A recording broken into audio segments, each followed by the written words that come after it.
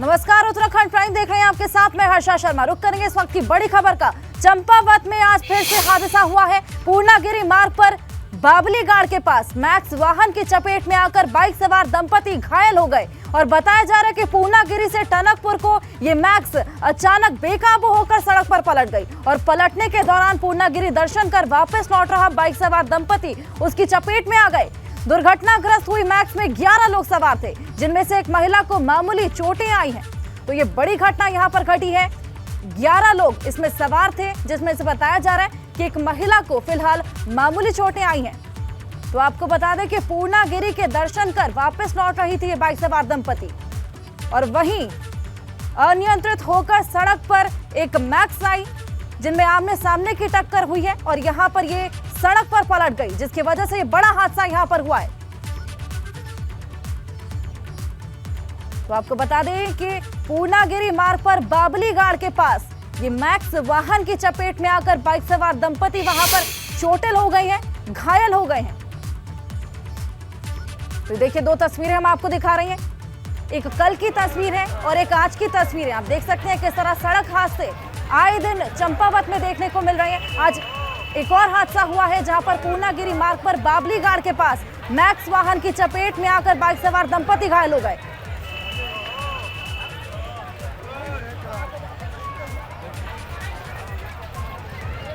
तो देखिए, कल की तस्वीरें भी हम आपको दिखा रहे हैं जहां पर एक सड़क हादसा हुआ था, 5 लोगों की मौत इस कल के हादसे में हुई थी। और वहीं आज एक तस्वीर हम आपको दिखा रहे हैं जहां पर ये हादसा हुआ है। हमारे सहयोगी अनुज हमारे साथ जुड़ चुके हैं। अनुज, आए दिन देखा जा रहा है कि चंपावत में इस तरह सड़क हादसे हो रहे हैं, क्या कुछ प्रशासन की ओर से किया जा रहा है?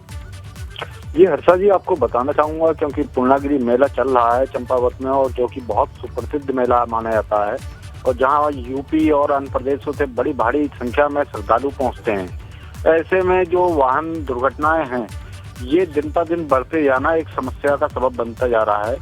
कल जैसा कि घटना हुई थी जिसमें 5 लोगों ने अपनी जान से हाथ धोया था, आज की ये घटना है कि आज एक मैक्स वाहन जो है रोड के किनारे अनियंत्रित होकर पलट गया है। ये तो गनीमत रही है कि उसमें जो सवारियां सवार थीं उनमें से एक सवारी को मामूली चोटें लगी हैं और अन्य सकुशल हैं। मगर इन घटनाओं पर रोक लगाने के लिए प्रशासन को अब सख्त कदम उठाने होंगे और उस पर कदम उठा भी रहा है प्रशासन। उप जिला अधिकारी टनकपुर ने इस पे कड़े नियमों का वो करने का आदेश दिया है कि कड़े नियमों से यहाँ पर वाहन चलाए जाएं। जो लोग लापरवाही कर रहे हैं उन पर रोक लगाने की प्रबंध किया जाए। जी बिल्कुल, बड़ी संख्या में यहाँ पर लोग मौजूद थे और गनीमत रही कि मामूली चोटें ही यहाँ पर देखने को मिली है। बहुत बहुत शुक्रिया तमाम जानकारी के लिए।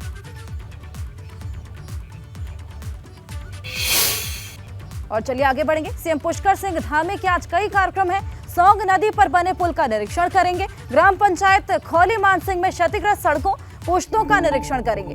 कई कार्यक्रम यहां पर होने वाले हैं। शाम 5 बजे माल देवता में शिविर के समापन में भी शामिल होंगे। साथ ही साथ 6 बजे अधिकारियों के साथ अहम बैठक करने वाले हैं। रायपुर विधानसभा क्षेत्र में आपदा राहत कार्य से जुड़े मामले में बैठक होने वाली है। अक्टूबर 2022 में रायपुर विधानसभा क्षेत्र में यह आपदा आई थी।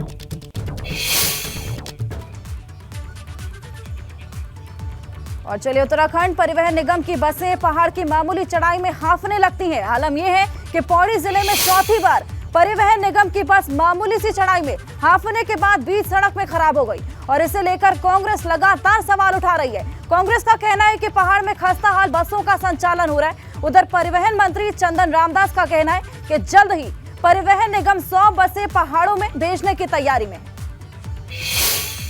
जिले के प्रभारी मंत्री यहाँ आए थे। प्रभारी मंत्री राज्य सरकार में परिवहन मंत्री भी है। आप पौड़ी की जो यातायात व्यवस्था है, जो बसें हैं पौड़ी को दे रखी है, इस जिले को खटारा बसें दे रखी हैं। परिवहन मंत्री ये चीज़, जिस जिले के आप प्रभारी हो उस जिले में तो बसें ठीक दे देते, सड़कों पर खड़ी रहती है वो बसें। 200 सीएनजी वाहन हमारे मैदानी क्षेत्र में जाएंगे, उनको भी हम पहाड़ में रिप्लेस करेंगे। हम 60 इलेक्ट्रिकल वाहन भी हम ला रहे हैं, उनको भी हम रिप्लेस करेंगे। हम चार्जिंग स्टेशन बना रहे हैं, हम सीएनजी के स्टेशन बना रहे हैं और आने वाले समय में हम हर जनपद में हम इलेक्ट्रिकल वाहनों के लिए चार्जिंग स्टेशन बनाएंगे, ताकि हम इलेक्ट्रिकल वाहनों को हम जिलों के मुख्यालय से भी हम जोड़ सकें।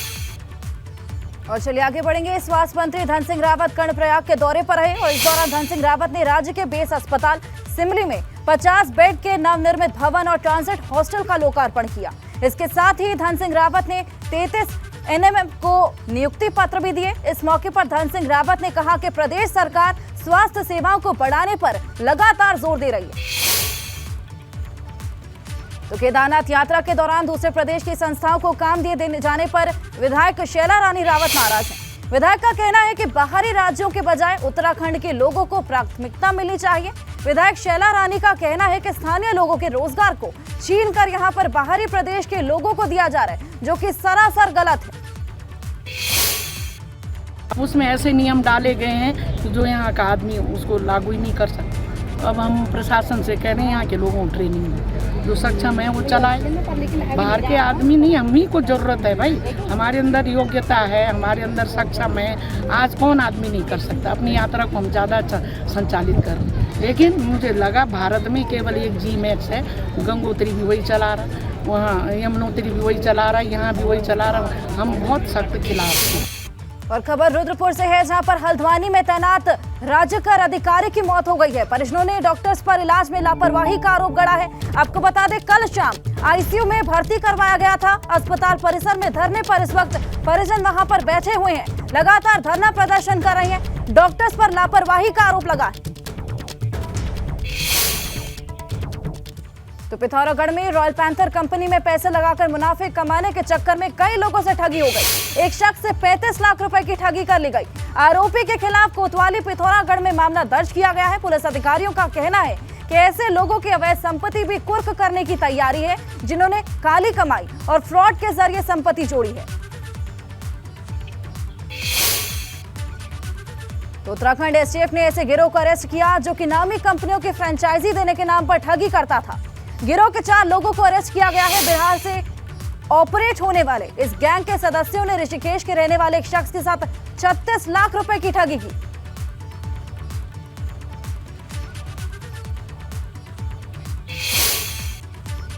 और चलिए आगे बढ़ेंगे। पंजाब से फरार हुए अमृतपाल को लेकर उत्तराखंड में अलर्ट जारी कर दिया गया है। खुफिया इनपुट है कि अमृतपाल उत्तराखंड के रास्ते नेपाल भाग सकता है, इसलिए उत्तराखंड के तमाम बॉर्डर पर चौकसी बढ़ा दी गई है। तो ये बड़ी खबर हम आपको बता रहे हैं, अलर्ट जारी कर दिया गया है।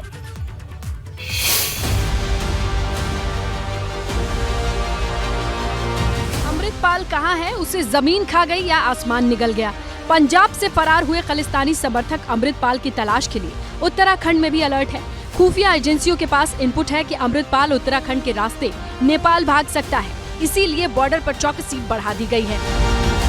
पंजाब से फरार अमृतपाल उधम सिंह नगर के रास्ते उत्तराखंड होते हुए नेपाल भाग सकता है। आशंका जताई जा रही है कि अगर नेपाल भागेगा अमृतपाल, उसके बाद पुलिस की मुश्किलें बढ़ सकती हैं। इसको देखते हुए उधम सिंह नगर पुलिस के द्वारा भी अलर्ट जारी किया गया है। आप देख सकते हैं, पुलिस के द्वारा जो बॉर्डर हैं उन पर तलाशी ली जा रही है वाहनों की, और जो भी गाड़ी वाले निकल रहे हैं बॉर्डर से, उनको तलाशी लेने के बाद ही बॉर्डर से जाने के लिए अनुमति दी जा रही है। सरकार के निर्देश है कि बगैर चेकिंग के कोई भी वाहन उत्तराखंड में एंट्री नहीं करेगा, इसलिए प्रदेश के तमाम बॉर्डर्स पर वाहनों की चेकिंग की जा रही है।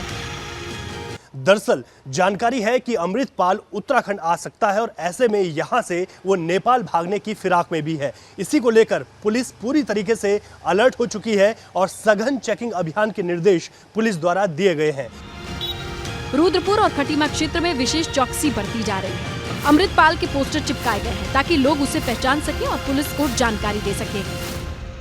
तो इनकी ये संभावना है कि इधर से नेपाल बॉर्डर से भी जा सकते हैं, इसलिए हमने हमारी जो खटीमा पुलिस है, झंकैर पुलिस है, नानकमत्ता पुलिस है और जो एसएसबी हैं, इनके साथ हमने जॉइंट रूप से लगातार बॉर्डर पे चेकिंग कर रहे हैं और पूरे बॉर्डर पे हमने विभिन्न जगहों पे बैरिकेडिंग लगा के चेकिंग चल रही है। उत्तराखंड के उधम सिंह नगर जिले की सीमाएं नेपाल से लगती हैं। वैसे तो नेपाल और भारत के बीच लोगों का बेरोक-टोक आना जाना होता है, मगर जब से अमृतपाल के फरार होने की सूचना मिली है, बॉर्डर से एंट्री करने वाले हर शख्स से पूछताछ की जा रही है। एबीपी गंगा के लिए रुद्रपुर से विकास कुमार के साथ खटीमा से धीरेन्द्र की रिपोर्ट। तो धामी सरकार 2.0 के कार्यकाल का 1 साल पूरा हो गया और इस मौके पर सीएम पुष्कर सिंह धामी ने सरकार की उपलब्धियों के बारे में जानकारी दी। सीएम ने कहा कि 1 साल का कार्यकाल शानदार रहा और आने वाले दिनों में और भी काम होंगे।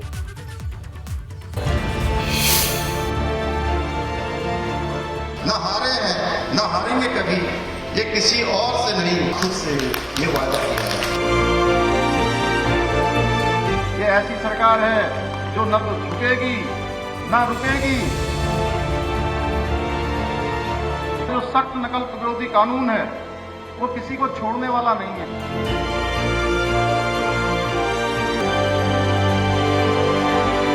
उत्तराखंड की धामी सरकार अपने दूसरे टर्म का 1 साल का कार्यकाल पूरा कर चुकी है। सरकार का 1 साल कैसा रहा, अब सवाल इस पर है। इस 1 साल में सरकार ने क्या उपलब्धियां हासिल की और किन चुनौतियों से गुजरना पड़ा, ये सब हम आपको दिखाने जा रहे हैं। धामी सरकार ने महिलाओं को 30% क्षैतिज आरक्षण का रास्ता साफ करवा दिया। राज्य आंदोलनकारियों को 10% क्षैतिज आरक्षण भी धामी सरकार में ही मिला है। जबरन धर्मांतरण के खिलाफ सख्त कानून बना। प्रतियोगी परीक्षाओं में नकल करने के खिलाफ सरकार कानून लेकर आई। विधानसभा बैकडोर भर्ती मामले में सख्त एक्शन हुआ और 228 कर्मचारी बर्खास्त किए गए। उत्तराखंड को साल 2025 तक ड्रग्स फ्री करने के लिए सरकार मुहिम चला रही है। मातृशक्ति को, क्योंकि लंबे समय से मांग थी मातृशक्ति को क्षैतिज आरक्षण मिलना चाहिए। बीच में माननीय न्यायालय में मामला चला गया और माननीय न्यायालय ने उसको रोक दिया था। हम उच्चतम न्यायालय में गए, उच्चतम न्यायालय ने हमारे हक में फैसला किया, लेकिन उसके बावजूद भी हमने तय किया कि हम विधेयक के रूप में इसको लाएंगे। 30% का क्षैतिज आरक्षण यहाँ पर सुनिश्चित हो गया है। हमने भारत के इस सबसे बड़े नकल विरोधी कानून के द्वारा प्रयास किया है कि जितनी भी परीक्षाएं हों वो पारदर्शिता के आधार पर हों, वो नकल विहीन हो। पूरी तरह से ऐसे छात्र, ऐसे छात्राएं, ऐसे हमारे भाई बहन जिनके अंदर योग्यता है, जिनके अंदर प्रतिभा है, जिनके अंदर क्षमता है, उनका ही सिलेक्शन हो। अब आपको ये भी दिखाते हैं कि दूसरे कार्यकाल में धामी सरकार को किन किन चुनौतियों से गुजरना पड़ा। अंकिता भंडारी हत्याकांड के बाद प्रदेश में महिला सुरक्षा का मुद्दा उठा। यूके SSSC और यूके PSC पेपर लीक मामले ने विपक्ष को बोलने का मौका दे दिया। देहरादून में बेरोजगारों पर हुआ लाठीचार्ज और हल्द्वानी के बनभूलपुरा में अतिक्रमण मामले ने भी सरकार की मुश्किल बढ़ाई। जोशीमठ में जमीन धंसने के मामले में भी देरी को लेकर सरकार पर सवाल उठे। 2022 चारधाम यात्रा के संचालन को लेकर सरकार विपक्ष के निशाने पर रही। अब धामी सरकार के एजेंडे में कई योजनाएं भी हैं जो जल्द ही धरातल पर उतरना शुरू हो जाएंगी। जो हमारे पर्व हैं, फुलदेई है, हरेला है, उत्तरायणी है, इगास है, बगवाल है, इन सभी को ये हमारी आने वाली पीढ़ियों में भी लगातार पीढ़ी दर पीढ़ी ये ट्रांसफ़र होती रहें, स्थानांतरित होती रहे, आगे बढ़ती रहें, ये विलुप्त न हो। इसलिए इनके लिए समेकित रूप से एक नीति बनाई जाएगी। इन त्योहारों को हर्षोल्लास के साथ मनाया जाए और नई पीढ़ी लगातार इसका स्मरण करते रहे। हमारी संस्कृति लगातार उसका संरक्षण और संवर्धन हो। पौड़ी से गुजर रही ऋषिकेश कर्णप्रयाग रेल लाइन के काम को लेकर लगातार सवाल उठ रहे हैं। आरोप है कि सुरंग निर्माण के दौरान ब्लास्टिंग की जा रही है, जिस वजह से कई जगह पर दरारें आने की शिकायत है। इस पर गढ़वाल कमिश्नर ने कहा कि रेल अधिकारियों से इस बारे में पहले भी बात की जा चुकी है, जिसमें कहा गया कि लोगों को सुरक्षा को ध्यान में रखकर ये काम किया जाए। पहले भी रेलवे के अधिकारियों के साथ हम लोगों की बैठक हुई है और निरंतर उन पर ये बात हो रही है कि जो इस प्रकार की कार्रवाई है वो एक तो जिलाधिकारी की अनुमति से की जाए और पर्याप्त सुरक्षा के उपाय रखे जाएं, और कहीं पर अगर इस प्रकार से कोई हानि की संभावना है तो उसमें जिलाधिकारी उसकी समीक्षा। तो विकासनगर में अतिक्रमण के खिलाफ कार्रवाई जारी है। गुरुवार को कालसी ब्लॉक के हरिपुर में प्रशासन ने अतिक्रमण के खिलाफ अभियान चलाया और इस दौरान उन घरों को तोड़ा गया जो अवैध रूप से बनाए गए हैं। हालांकि लोगों का कहना है कि उन्हें नोटिस दिए बगैर ये कार्रवाई की जा रही है और इस पर अधिकारियों की सफाई है कि लोगों को काफी पहले नोटिस दिया गया था, लेकिन जमीन खाली करने के लिए चेतावनी भी दी गई थी।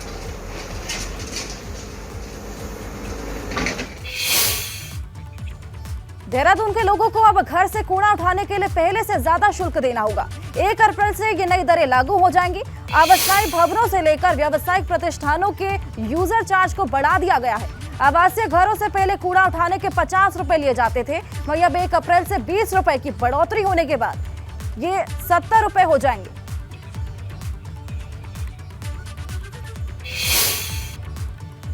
तो नकली विरोध कानून बनाने को लेकर मसूरी से भाजपा युवा मोर्चा ने हस्ताक्षर अभियान चलाया और इस दौरान सैकड़ों छात्र छात्राओं ने हस्ताक्षर कर सरकार का आभार जताया। भाजपा युवा मोर्चा का कहना है कि धामी सरकार ऐसा कानून लेकर आई कि अब कोई नकल करते हुए और परीक्षा में गड़बड़ी करते समय कई बार सोचने को मजबूर हो जाएगा।